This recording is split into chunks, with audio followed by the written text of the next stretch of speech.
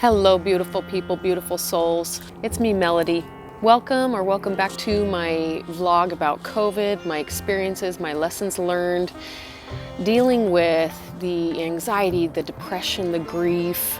I've done some much needed soul retrieval, soul searching, some healing. I hope you're doing great today.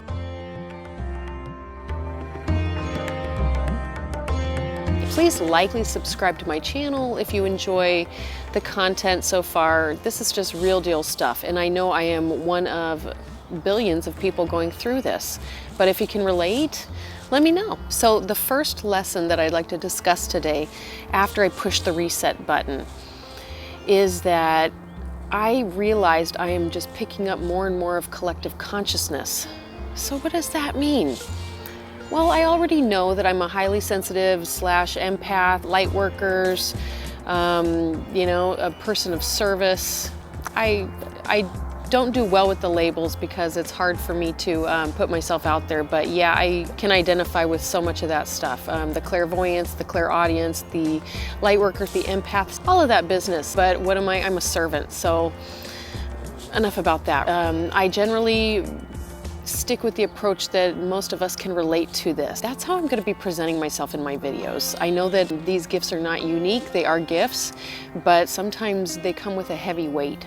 So what I've been dealing with lately had been a lot of the weight of collective consciousness, and I was just feeling so heavy. And a lot of the things that you'll hear advised for highly sensitive people is to shield yourself. While that can be an okay strategy, it can serve you in a moment, it can serve you in a way, but if you walk around always feeling like you're vulnerable, the law of attraction is going to continue to bring you experiences that reinforce that idea of you being vulnerable. So I used to practice shielding when I really needed it, when I felt like a raw nerve. Nowadays, I have better strategies.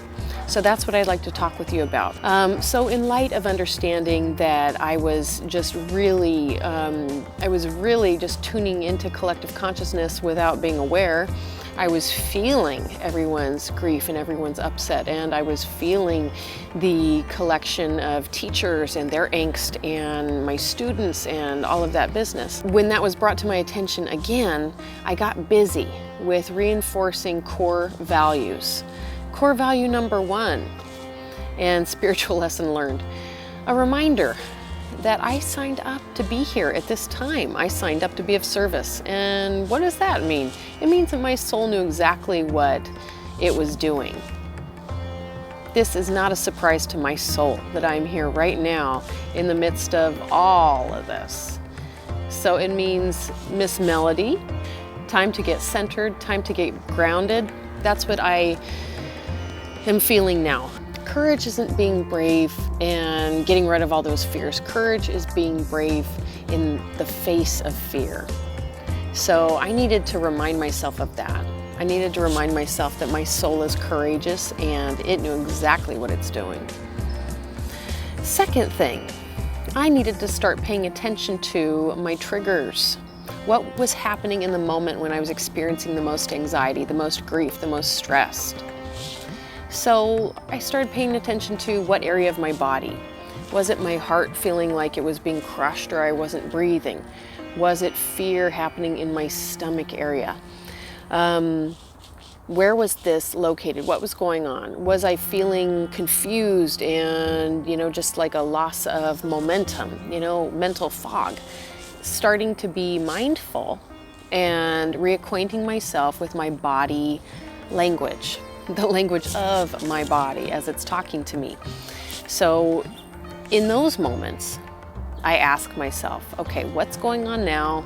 Is this related to me and my experience, or is this related to something else? And once you can pinpoint that, you can start sending healing. So if it is something that is going on in my own life, a trigger, a fear that I understand, I will send healing to that with an understanding that it's part of a shadow aspect, a part of myself that I made wrong, a part of myself I put in the closet and said, enough of that, right? I shamed myself about something. Maybe I shamed myself for being weak, or I shamed myself for having privileges but still being a sad person, and so forth. I think I discussed that in the first half of this video vlog.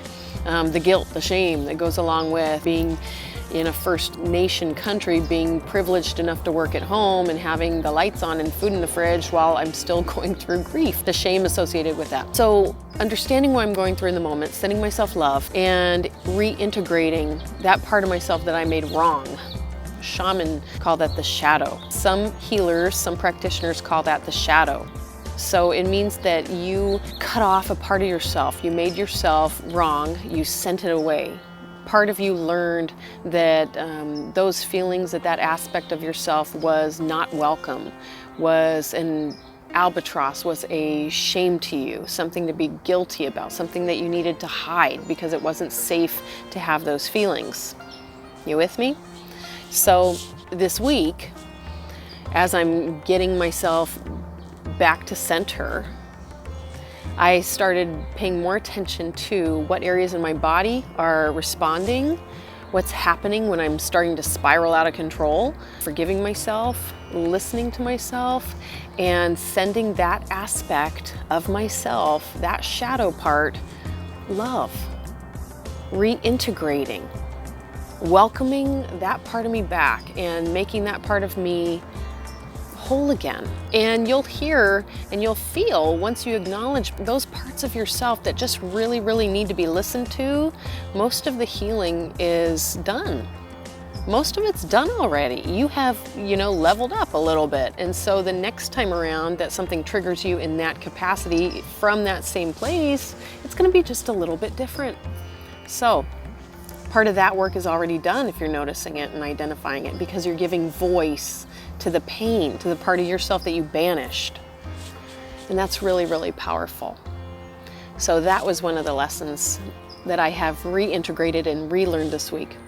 Another thing I'm doing to stay well, stay strong-minded, stay healthy in my body, is that I'm paying attention to the work I can do on my lower 3 chakras. So I'm talking about the root chakra, chakra number 1, based at the base of our spine. Chakra number 2, your sacral chakra, below the navel. And chakra number 3, your solar plexus, right at the base of your rib cage. And so dealing with those 3 chakra energies helps me feel more in my body, helps me feel more grounded, helps me feel more centered and less scared. Chakra number 1, your root chakra, has all to do about survival skills and being safe in your body, safe in your life, safe in your environment. I can tell right away that my life is not threatened. I don't have any immediate threats to my physical well-being. So if I'm feeling triggered like fear, I know that I'm picking it up from somewhere else, or it could even be from a parallel life. I will say that instead of past life. I've said it before that I believe in reincarnation, and we are constantly being thrown energy spurts, energy shots from our other selves, simultaneously experiencing their lessons. And this is a whole nother video. There's a lot of information out there. That's not what I am going to be talking about right now, but just know you can research that. There really is no past lives. There are simultaneous lives. And thank you, quantum physics.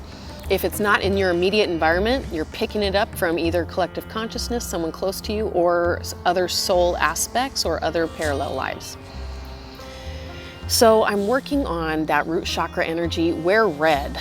Eat red things, fruits, like strawberries, surround yourself with beautiful red things or pink things, things that just rev up your vibration. Light a candle. That fire is going to feel good to your primal self. Second chakra, your orange chakra, it needs to play. Be in the moment, be creative. Let yourself feel full of play, of spontaneity, of things that are fun. During this time, my fun was totally shut down. I was thinking to myself, no, I don't have time to play guitar. I don't have time to draw. I don't have time to do this, do that. I've got to tend to my baby. I've got to clean house. I've got to prepare for this or that. I have to do la la la, da da da. Take 5 minutes. That's part of that mind, body, heart routine that I got going on. Take 5 minutes, do something fun, reinvigorate your soul self. Do some work for your heart, right? So that is the sacral chakra. Do something creative, do something fun, something that makes you feel as if you are alive, enjoying yourself, nurturing that inner child. Lastly, the solar plexus chakra, yellow, that is your sense of self, your sense of confidence, your sense of vitality and strength and courage in the world. A lot of us, when we feel anxiety, that center is just in a knot, shut down. So what can you do to help yourself feel more full in your solar plexus? Do things that make you happy, that make you feel full of yourself in terms of your personal vibration. Singing is a big one, because your vocal resonance, there's a study on this which is crazy interesting and awesome. Your voice, your own particular tones actually tune your body like a tuning fork and will bring your energy system back to wellness. So those of us that say, I can't sing, I don't have a singing voice, your voice is tailor-made to your body. Your voice is very special and unique. So use your voice, sing. Go in the bathroom, go somewhere private. Obviously, the bathroom isn't special. Well, I guess it's the place where we have water. It's our water closet inside the house. So perhaps treat yourself to some indoor rainfall, get in the shower and sing. You will feel better, and we do, don't we? Tuning yourself with your own vocal vibrations is extremely helpful, and it's fun. Stop telling yourself that you don't sound good. It's not about that. It's about being in your body and reviving your energy. Those are things that I've been doing this week consciously, and moreover, the grand overarching theme of all of this week, my new outlook after I was down in the pits, I'm coming back at you saying, you know what, I got it together. I'm authentic above all else. I couldn't talk about anything else last week except for my struggle because it felt fake. If I was going to give you advice about body image, which was on the schedule, I'm still going to speak about that next week, I think. And this week it felt important to give you a different update. I'm still doing the things that I was describing in the video I had intended to put out. I'm still connecting with the rest of consciousness, the people that are out there sending prayer, sending love, vibrations to the world. Just like the Bible says, where two or more are gathered, the Spirit is there. So I am intentionally intertwining my love, my prayers with everybody out there on this earth plane that are saying the same prayers for well-being. Let us find a vaccine. Be with the frontline workers. Be with everybody who is challenged right now. Be with those that are sick. Be with the people at home that are suffering from domestic violence or abuse. Be with the kids. Protect all of us, right? Protect all of us. Let us all be strong in our moment of struggle. I'm still praying those prayers. So please join me in that, because again, where two or more are gathered, we are strong. We are community. We are here together. So I'm buoying myself up this week. I'm reminding myself that I intended to be here on purpose, that I have what it takes to be here on this earth plane at this time. There's a saying that says that we actually are our ancestors. The people that we view as the strongest and most inspiring, the people that we look to for that ancient wisdom,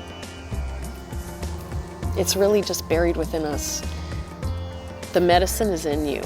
The secrets are within you. The wisdom is within you. What do we need to do?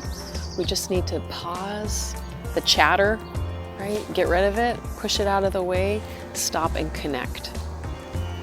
So I encourage you all to do that this week. Get in your body, meaning revive your primal life force. Listen to drums, dance, exercise, surround yourself with red, yellow, orange, light a candle while you pray or while you meditate. Connect with other people. Know that your prayers and your well-being, your wishes for this world are connecting with others, making us that much more strong. Know that you are strong. Know you're here for a reason, and know that you are very, very powerful on a soul level. And even the prayers, even the meditation matters, because we are putting peace out there. We're sending out ripples, and you're making a difference.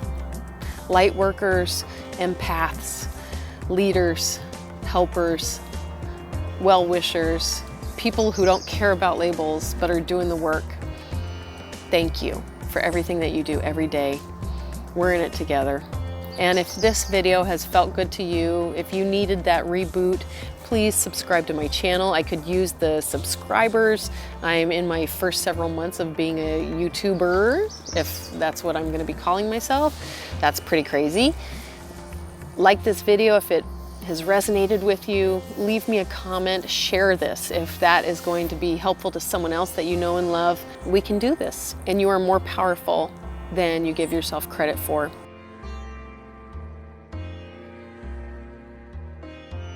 Maybe just like me, you needed some time to get rid of those negative vibes. You needed time to feel, time to connect with that energy, because every time you connect and you give voice to the parts of yourself that you feel are weak or that you judge as not being good enough, you are reintegrating part of your soul. So never shame yourself for having emotions. Love yourself through those emotions and know that you're coming out the other side stronger than where you started. And that's where I'm at this week, stronger than where I started. We're in it together, sending you so much love, wishing so many blessings in this world, and stay tuned for more next week. Catch you later.